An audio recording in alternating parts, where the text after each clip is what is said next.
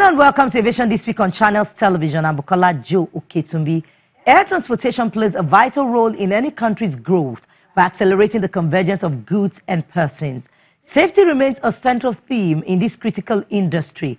Plus, our main guest says the tripod of a win-win situation in airline partnerships, an enabling environment for business, and of course the involvement of strong carriers are necessary for a robust and profitable sector. And our background report is up next.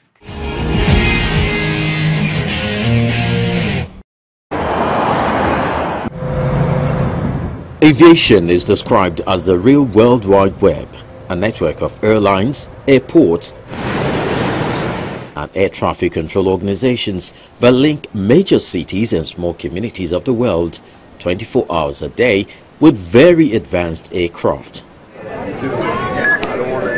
The world's airlines carry over 3 billion passengers a year and 50 million tons of freight.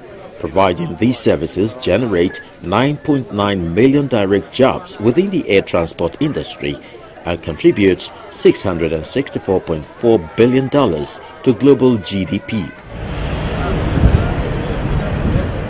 Here in Nigeria, many experts believe that aviation can contribute more to the GDP if safety continues to be the central theme at the regulator's end. Another key way is safety. If the regulators do the best they can and people perceive the environment as a compromised one, and that every time they get into an aircraft it is likely to be an unsafe trip, then it doesn't matter. The only reason why people would fly is because they have to.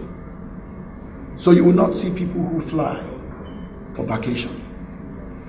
Now, business travel makes a lot of money, but the vast majority of the flying public fly for vacation. And because vacation is an elective venture, if people do not feel safe, they will not fly on vacation. With Nigeria's major domestic carriers struggling to operate in a not-so-friendly business environment, the business of consumer protection is also not left out, both for airlines and passengers. We are consumer protection. We are not customer service. We are not here to just protect the passenger, no. Airlines are also consumers of aviation services, so to speak. And they may have issues with the airport operator, with the airspace operator, with the weather. Airlines pay our salaries and other overheads through their operations, through their passengers and what have you. So therefore, we have to support them. We have to make them live. It's when they are alive and they are working at full capacity that we are also generating at full capacity, and that's when we can develop. While the regulator says it's busy at balancing the equation, service must not also be seen as a favor. What the people feel when they engage your services is that they do not have a choice, but it's a necessity. When people feel like that, there's another language for doing it. It's just that it is not a crime. Another language for when people have to part with money for something that they are unhappy to do is extortion.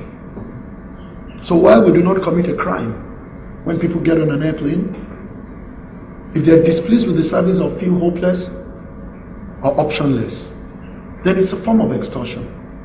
Maybe not taking money from their pocket, but it's a social extortion. Because both as regulators and as operators, there's a social pact and a fundamental constitutional responsibility.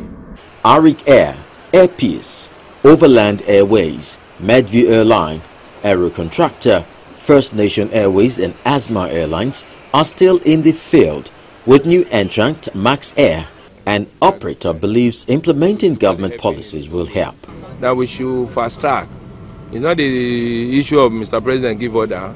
It's an issue of accelerating that directive and things come to play. So I think within a couple of days or weeks, we should get the announcement very soon. Because they've done wonderfully for us on the waiver of spare parts. And they've done this part, I think they will do more.